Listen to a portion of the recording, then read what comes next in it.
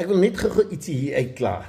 Jy moet een ding mooi verstaan, as ek praat van dankbaarheid, is dit nie hierdie magic woord, wat alles net verander en wegvat en jy sit net terug en doen niks nie. Jy het nog steeds jou daaglikse verantwoordelikhede, jy het nog steeds jou dissipline, jy het nog steeds dieselfde omstandighede.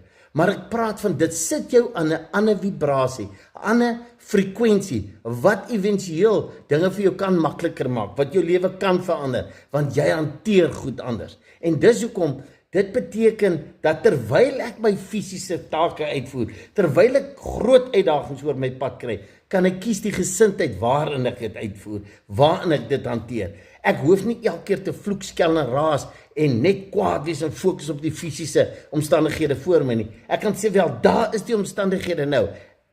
Kan niks daaraan verander buiten op die oplossing te soek. En ek kan in dankbaarheid gaan om te sê, dankie, ek weet ek het die regte oplossing.